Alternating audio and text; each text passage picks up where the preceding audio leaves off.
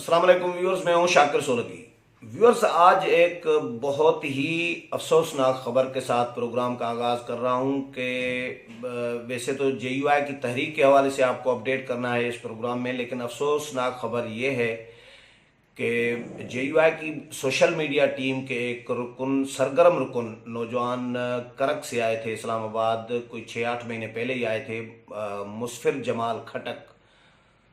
वो आज road accident में जाँ बाक हो गए हैं, अल्लाह को प्यारे हो गए हैं। अल्लाह उनकी मगफरत करे। बहुत ही हंसमुख नौजवान, हंसता मुस्कुराता चेहरा। 1998 में पैदा हुए थे, इस्लामाबाद शिफ्ट हुए तो फिर उन्होंने नमल यूनिवर्सिटी में एडमिशन भी ली थी, पढ़ रहे थे। तो आज खन्ना पुल से जा रहे थे तो गाड़ी एक्सीडेंट हुई है उनकी, और वो अल्लाह को प्यारे हो गए हैं। तो उनकी नमाज जनाजा एक तो इस्लामाबाद में अदा की जा रही है और फिर उनके वरसा आ रहे हैं करक से, ज़िला करक से, तो उनकी डेड बॉडी वहाँ ले जाएगी। लेकिन ये बहुत ही हमें यकीन नहीं आ रहा था। जिन भी दोस्तों ने, जिन जिन के साथ वो मिले थे, जिनके साथ उनकी मुलाकातें, गपशप हुई थी, दुआ सलाम हुई थी, बहुत ही धीमा लहजा रखने वाला यंग नौजवान, 1998 में पैदा हुआ था। जाहिर है आप अंदाज़ा कर सकते हैं कि बिल्कुल यंग नौजवान था। तस्वीर में भी आप देख रहे हैं। तो जेयूआई की सोशल मीडिया टीम यहाँ पर ज़ाहिर है उनके साथ ये मिल गए, फिर बहुत ही एक्टिव रहे। मौलाना की जितनी भी एक्टिविटीज़, प्रेस कॉन्फ्रेंसेस वगैरह होती थी, वो लाइव अपने फेसबुक पर या जो यूट्यूब वगैरह इन पर वो चलाते रहते थे। फेसबुक का पेज भी था उनका, आप सर्च करके मुस्फिर जमाल खटक के नाम से फेसबुक पेज भी देख सकते हैं, विज़िट कर सकते हैं। लेकिन अल्लाह उनको मगफरत करे। बहरहाल बहुत अफसोस हुआ है। इसके अलावा और एक और ख़बर, जो जेयूआई की एहतजाजी तहरीक जो लाहौर से शुरू होनी है, जिसका 1 मार्च को मौलाना ने, वैसे तो इस्लामाबाद से शुरू करनी है लेकिन ये पंजाब की तहरीक समझ लें, ये पंजाब से इसका आगाज़ किया जाएगा। जिस तरह आज़ादी मार्च का आगाज़ किया गया था सिंध से, इसी तरह ये आज़ादी मार्च का ही एक सिलसिला या कड़ी आप समझ सकते हैं इस तहरीक को। और जो जेयूआई और बाकी जो 6 जमातें हैं, उन्होंने मिलकर इसको शुरू करना है और इसके लिए मुशावरती अमल शुरू हो गया है बाज़ाब्ता तौर पर। जिस तरह गुज़श्ता रोज़ रहबर कमेटी, जो 6 रुकनी 6 जमाती रहबर कमेटी अब रह गई है, तो उनका इजलास भी हुआ था। उन्होंने शेड्यूल भी डिस्कस कर लिया, थोड़ी बहुत तरमीम करके शेड्यूल को फाइनल शक्ल दे दी है। उसके बाद मौलाना फजल रहमान फिर 2 दिन कराची के विज़िट पर थे और आज मौलाना लाहौर पहुँचे हैं। लाहौर में कल सुबह दिन को पंजाब की जो मजलिस आमला है जेयूआई की सूबाई, उसका इजलास बुला लिया है और लाहौर में जामिया मदनिया है, वहाँ पर 1 बजे इजलास होगा, जिसमें मुशावरत की जाएगी और हिकमत अमली तय की जाएगी। एहतजाजी तहरीक के हवाले से प्लानिंग की जाएगी कि एहतजाज जो 19 मार्च को लाहौर में एहतजाजी जलसा होगा, कन्वेंशन होगा बड़ा, उसको भी हतमी शक्ल दी जाएगी। पंजाब की जो तंजीम है जेयूआई, उसकी ज़िम्मेदारियाँ या बाकी जो जमातें हैं जो इस 6 जमाती इत्तेहाद में, उन जमातों की क्या क्या एक्टिविटीज़ होनी चाहिए, उनकी क्या ज़िम्मेदारी होगी, उनका भी तयन डिस्कस किया जाएगा। और मुख्तलिफ जो ये जमातें हैं, जमीयत अहले हदीस का जो समझें हेड क्वार्टर समझें, या ज़्यादा असर रसूख जो है उनका वो लाहौर में है, क्योंकि प्रोफेसर साजिद मीर लाहौर से तल्लुक़ रख रहे हैं, तो ज़ाहिर है वहाँ पर एक्टिविटीज़ और असर रसूख उनका ज़्यादा होता है। तो उनसे भी मौलाना फजल रहमान की कल मुलाकात मुतवक्किह है।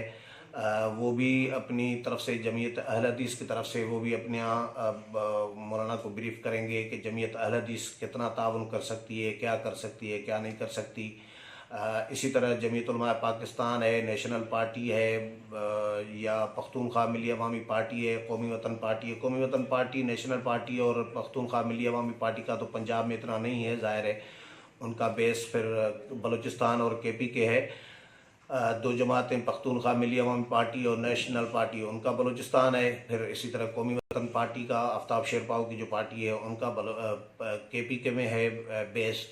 तो बाकी जो एक जमात है JUI के अलावा जमीयत अहले हदीस, उनका ज़्यादा असर रसूख है। जमीयत उलमा पाकिस्तान के हवाले से भी मैं इतना नहीं है, उनका कराची में है बेस।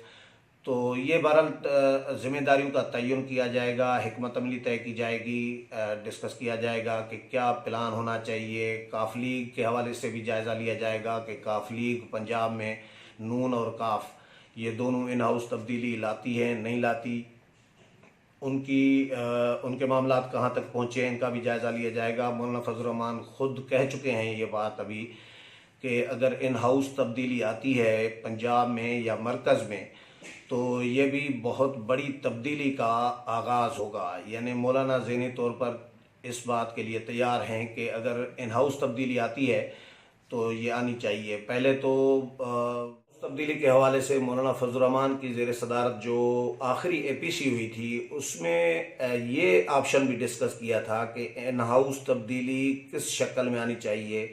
क्या अगर इमरान खान की जगह पर PTI का कोई और शख्स आ जाता है, मोहम्मद मियाँ सुमरो, शाह महमूद कुरैशी या कोई भी दूसरा कोई आ जाता है, फ़र्ज़ करें PTI में से ही कोई आए, यानी एक सिलेक्टेड हटाया जाए एक सिलेक्टेड को और दूसरे सिलेक्टेड आ जाएं, तो क्या ये अपोजिशन जमातों को कबूल होगा? ये सवाल मौलाना की उस APC में डिस्कस किया गया था। तो इस पर तमाम जमातों ने एग्री किया था कि एक सिलेक्टेड की बजाय दूसरा सिलेक्टेड कबूल नहीं होगा, और इसलिए फिर जो मुतफ़क़ा तौर पर ये डिसाइड किया गया था।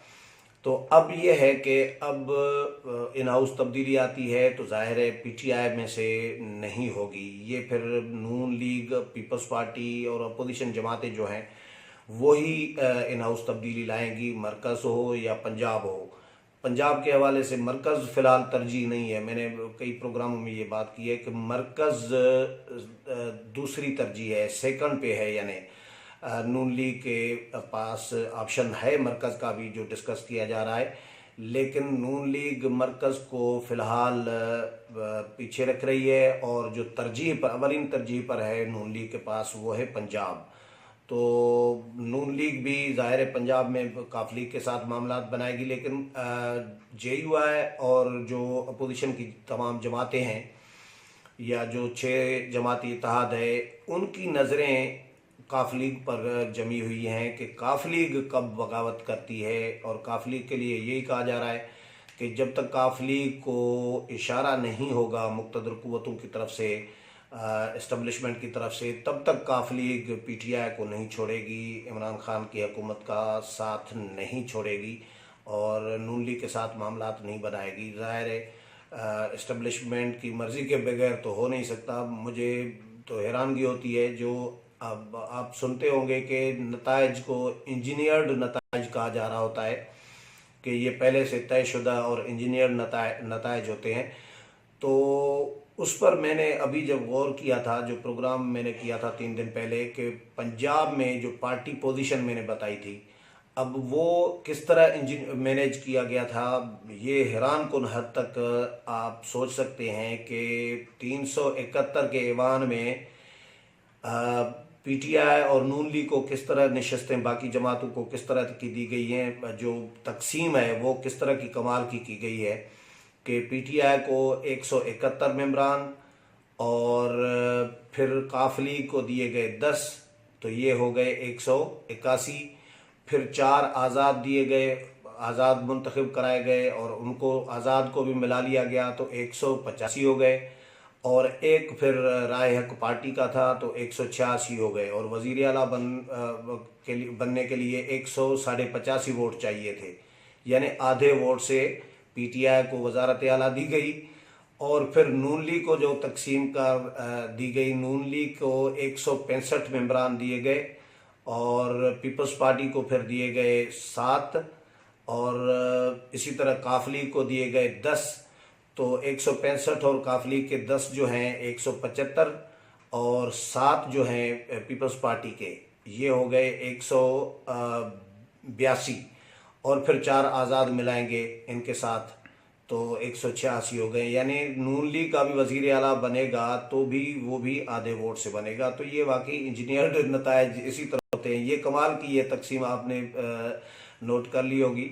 तो ये नतायज इसी तरह के ही होते हैं। तो बहरहाल जब तक इस्टेब्लिशमेंट की तरफ से ओके नहीं होगा तब तक पंजाब में तब्दीली मेरा ख्याल है नहीं आएगी। लेकिन बहरहाल जो 6 जमातें हैं JUI समेत, उनकी नज़रें उन पर लगी हुई है काफ लीग पर, ख़ास तौर पर पंजाब में। तो इसका भी जायज़ा लिया जाएगा। लेकिन प्लानिंग बाज़ाब्ता तौर पर मौलाना ने पंजाब में तहरीक के लिए शुरू कर दी है। इस तहरीक से पहले क्या होता है, तहरीक के बाद क्या होता है, नतीजा क्या निकलता है, ये आने वाले दिनों में जब तहरीक चलेगी चीज़ें सामने आएंगी। और अगले प्रोग्राम तक इजाज़त चाहता हूँ। अल्लाह हाफ़िज़।